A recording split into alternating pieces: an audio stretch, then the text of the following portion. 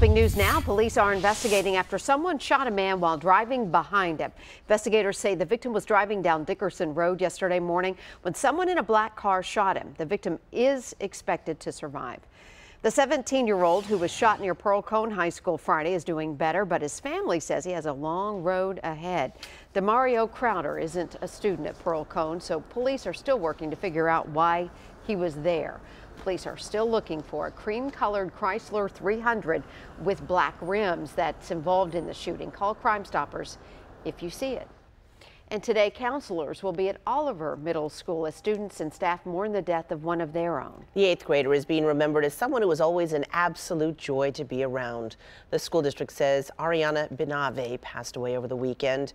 A family friend told News Channel 5 the girl had suffered from diabetes and the flu. An account has been set up to help her family pay for her medical and funeral expenses. We have a link to that on newschannel5.com.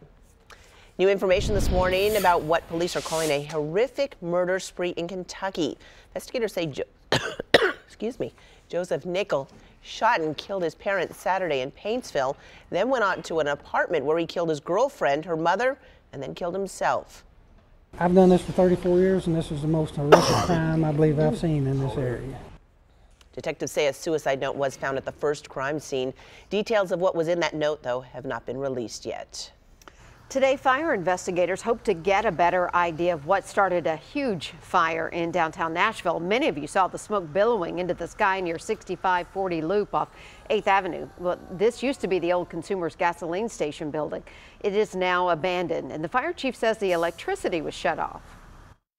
We've got investigators here.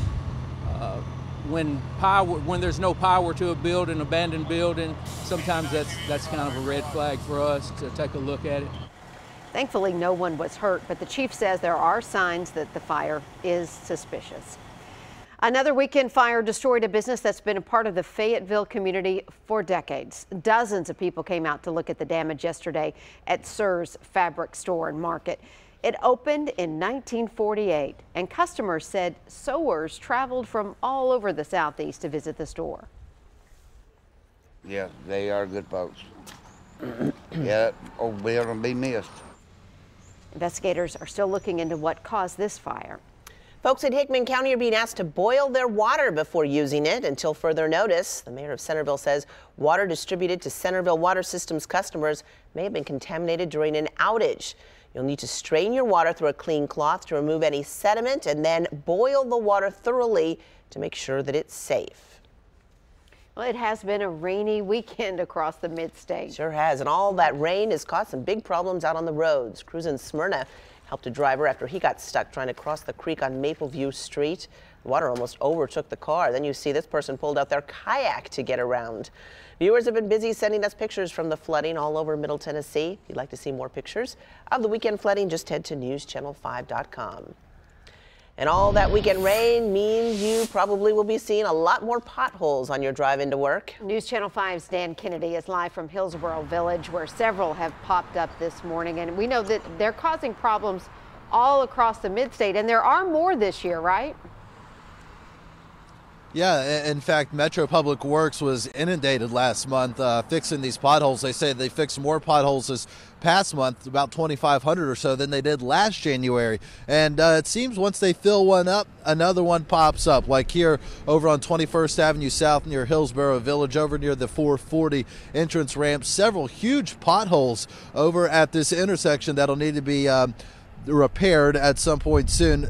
We said Metro Public Works been busy. Well, so does TDOT. They say potholes really just a never-ending problem for them. TDOT has 3 crews working Monday through Friday and sometimes at night too to patch up some of these potholes caused by the weather. TDOT has plans to resurface much of the inner downtown loop and I-24 by the summer.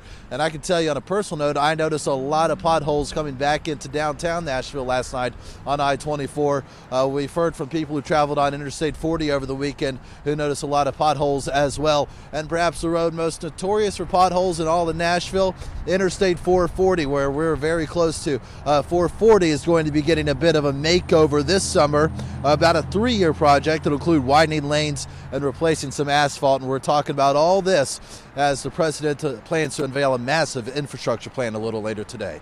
Reporting live in Nashville, I'm Dan Kennedy. Now we send it over to Rebecca for a look at traffic.